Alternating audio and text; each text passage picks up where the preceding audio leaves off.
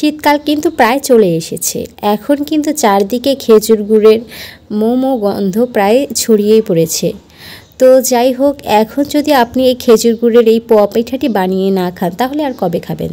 তো যাই হোক, বানানোর আগে কিন্তু অবশ্যই শিখে রাখতে হবে যে আসলে কেমন করে পারফেক্টলি এই খেজুর গুড়ের ফুলকো পোয়া পিঠাটি বানানো যায়।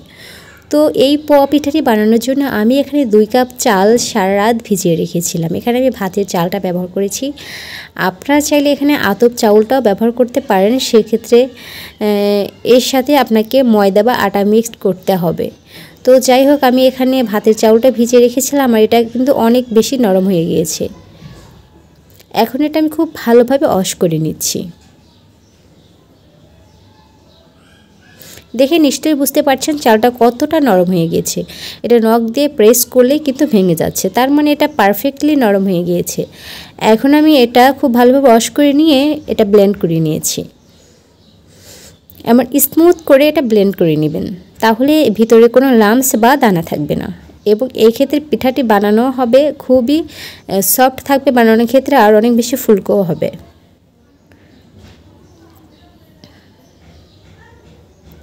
কার কার খেজুর গুড় দিয়ে এই পোয়া পিঠাটি খেতে ভালো লাগে তা অবশ্যই কমেন্টস করে জানাবেন। আর আপনারা কে কীভাবে বানিয়ে থাকেন তা অবশ্যই বলে যাবেন। আর আমার রেসিপিটি যদি আপনাদের কাছে একটু ভালো লেগে থাকে তাহলে অবশ্যই সাবস্ক্রাইব করে আমার চ্যানেলের সদস্য হবেন। আর কমেন্টস করে জানিয়ে যাবেন আপনার মূল্যবান মতামত।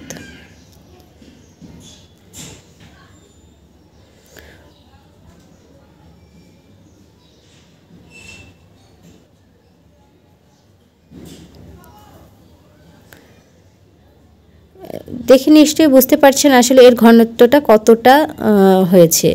না চামচটা দেখা যাচ্ছে, না একদম বেশি পরিষ্কার হয়ে গিয়েছে। এটা পারফেক্টলি এরকম হবে। এর সাথে আমি অ্যাড করে দিচ্ছি হচ্ছে 3 টেবিল চামচ ময়দা, তাহলে এই পিঠাটা আরও বেশি সফট হবে।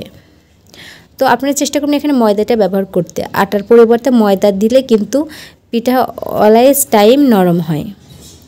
তো যাই হোক, আমি ময়দাটা দিয়ে নিলাম। এরপরে এই আটার সাথে আমি খুব ভালোভাবে আটার ব্যাটারের সাথে খুব ভালোভাবে এটা মিক্সড করে নিচ্ছি। একটু হাত দিয়ে ভালোভাবে ময়ন করে নিচ্ছি।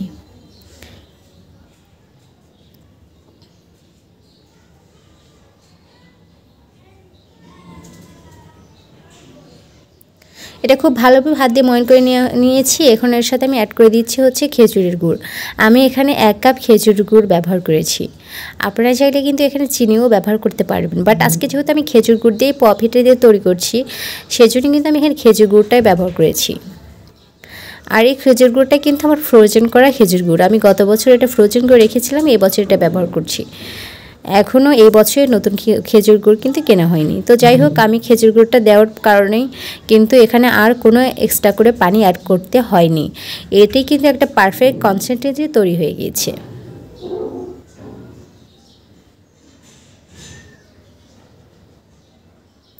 আর আমি যে ইনগ্রিডিয়েন্টস আজকে এখানে ব্যবহার করেছি আপনারা সেম ইনগ্রিডিয়েন্টস ব্যবহার করে কিন্তু এই পিঠাটি একদম পারফেক্টলি বানিয়ে নিতে পারবেন। এরপর এর সাথে আমি এখানে আধা চা চামচ বেকিং পাউডার অ্যাড করে দিয়েছি। এরপর হ্যান্ড উইক্স দিয়ে খুব ভালোভাবে এটা মিশিয়ে নিলাম যেন কোথাও একটু বেশি কোথাও একটু কম না থাকে। এরপর চুলায় আমি কড়াই বসিয়ে এখানে 2 কাপের মতো তেল দিয়েছি। তারপর তেলটা খুব ভালোভাবে গরম করে নিয়েছি। এরপর সেখান থেকে অল্প পরিমাণ ব্যাটার নিয়ে আমি এর মধ্যে দিয়ে দিলাম। আর দেখেন ম্যাজিক আপনাদের চোখের সামনেই এটা কিন্তু খুবই সুন্দরভাবে ফুলে উঠছে।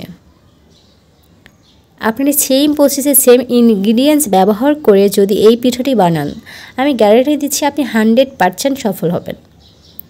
তো কথা না বেরিয়ে চলেন শুরু করা যাক। আজকে আপনিও বাসায় বানিয়ে নেন এমন একটা সফট অ্যান্ড সুন্দর টেস্টি খেজুর গুড়ের পোয়া পিঠা। আর আপনি এটা যাকে বানিয়ে খাওয়াবেন না কেন সেই আপনার প্রশংসা করবে।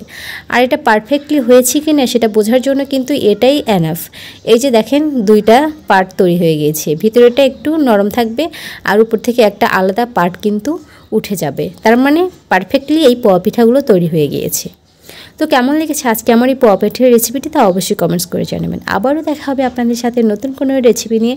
সে পর্যন্ত সবাই অনেক বেশি ভালো থাকবেন, সুস্থ থাকবেন। বিদায় নিচ্ছি। আল্লাহ হাফিজ।